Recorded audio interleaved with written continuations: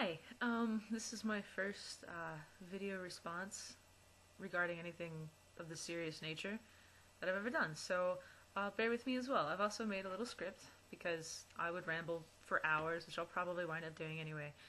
Regardless, sorry I look so ridiculously pale. I tried really hard to mess with the lights, but all I get is washed out vampire, so that's all you're gonna get. Okay, as you know, and now fellow YouTubers now know, we live in the same area, so I know exactly what you're talking about. And I can say that I can justifully understand your gripe. As an outspoken atheist myself, I found the Bulletin a little annoying and more than a little biased. However, I don't think it's something that Zaxby's necessarily needs to stop doing. Sure, it's unfair for atheists or anyone who doesn't go to church, but as the saying goes, I mean, life isn't fair. There isn't anything technically lawfully wrong with what Zaxby's is doing. They're not promoting one single, religion itself. They're not saying, it has to be Christianity, or it has to be a Protestant church bulletin, or a Baptist church bulletin. It's like a church bulletin. You could probably bring in, bulletin from your synagogue and probably finagle your way through that. If synagogues offer bulletins, I might have made myself out to be a little bit of an idiot just now, but oh well. They're a private franchise, and they're allowed to advertise as they wish. They've got to make money somehow, and as I'm sure— oh, all the lights got better all of a sudden. Okay. As I'm sure you're aware, we live here in southern Indiana, we live in a very, strongly religious Christian community. So it makes marketing sense for them to make this kind of special. Again, I'm not saying it's fair, but legally they aren't doing anything wrong. And it is only 10%. I did some hunting on their website to try and get some more facts and statistics and stuff and see if there was anything really religiously backing on it, to see if I was about to make a fool of myself. What I did learn is that that's not true. There's no we're a Christian company or whatever. And I also learned that the average bill per person is about $7.50 to $8.50 per person. So in reality, that's 75 cents to 85 cents per person. Of course, the natural response to this is, yes, it's only 85 cents, but that's still unfair and unequal, and that's the 85 cents that an atheist could not be saving. True.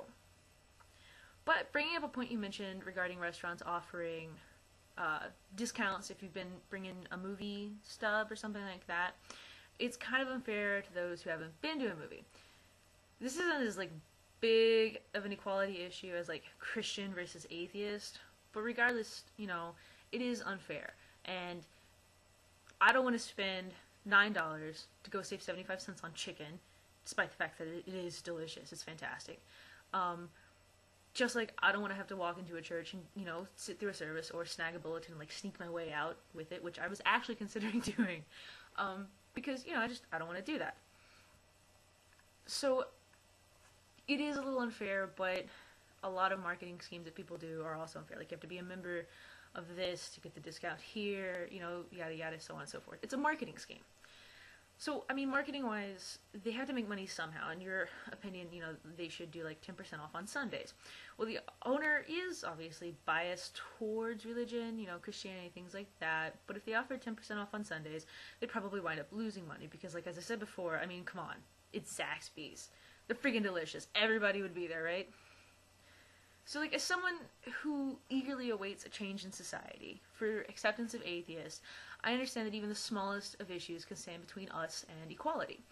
But this is more of a private matter. Were it the state or the government encouraging such a discount, license plates, then hell yes, I'd be picketing the shit out of it.